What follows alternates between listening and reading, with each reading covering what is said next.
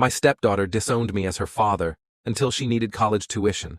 I told her to ask her real dad instead. Hello Reddit I plus here. For years, I had been more of a father to Olivia than her biological dad ever was.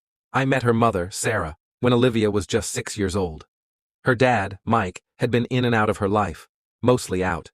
I was the one who attended parent-teacher conferences, helped her with school projects, and sat through countless dance recitals. I thought we had a decent relationship, even if it was never perfect. Then came the teenage years. At 16, Olivia changed. Suddenly, I was the enemy. Anything I said was met with an eye roll or a sarcastic remark. One day, we got into a heated argument over a simple house rule: no phone at the dinner table. It escalated quickly, and she screamed at me, "You're not my real dad, and you can't tell me what to do. You're nothing to me, you're nobody." I won't lie, it stung, but I swallowed my pride and let it go. I told myself she was just a teenager lashing out. Sarah tried to mediate, saying Olivia didn't mean it, but the words stuck with me. Fast forward to her senior year of high school. College applications rolled in, and Olivia was accepted into her dream school. That's when she and Sarah sat me down to talk about tuition. "Your dad and I were hoping you could cover at least half," Sarah said hesitantly. I raised an eyebrow. "Half?" Sarah nodded. "We can manage some, but it's expensive, and Olivia really wants this." I leaned back in my chair, crossed my arms, and looked Olivia in the eye. "I think you should talk to your real dad about that." The silence was deafening. Sarah's face went pale, and Olivia looked like I had slapped her. "What?" she whispered. "You made it very clear, Olivia. I'm not your dad. I'm nobody. So, this nobody won't be paying for your college." Tears welled up in her eyes. "But you helped raise me. That was different. I was mad. You can't seriously be holding that against me." I shrugged. "I helped raise you, yes. I was there when your dad wasn't. But I won't be disrespected in my own home and then expected to foot the bill when it's convenient." Sarah jumped in. "Come on, don't do this. She didn't mean it." Then maybe she should have thought about that before she said it. Actions have consequences. Olivia stormed off, slamming her bedroom door. Sarah and I fought about it for hours, but I stood firm. If I was nobody to Olivia, then nobody wasn't going to pay for her college. Weeks passed. Olivia reached out to Mike, her real dad. He dodged her calls at first, then finally responded to tell her he couldn't afford to help. Reality hit her like a freight train. One evening, she knocked on my door, eyes red from crying.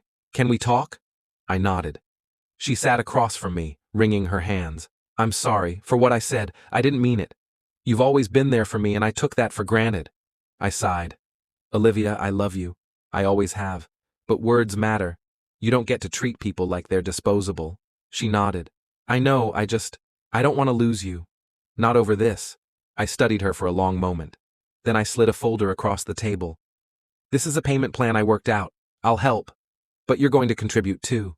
You need to take responsibility." Tears spilled down her cheeks as she nodded. "Thank you. It wasn't perfect, but it was a step forward. And sometimes that's all you can ask for." Over the next few months, Olivia stuck to the plan. She took on a part-time job, applied for scholarships, and even cut back on unnecessary expenses. It was a transformation I hadn't expected, and I couldn't deny that I was proud of her. One evening, as we sat in the living room, she hesitated before speaking.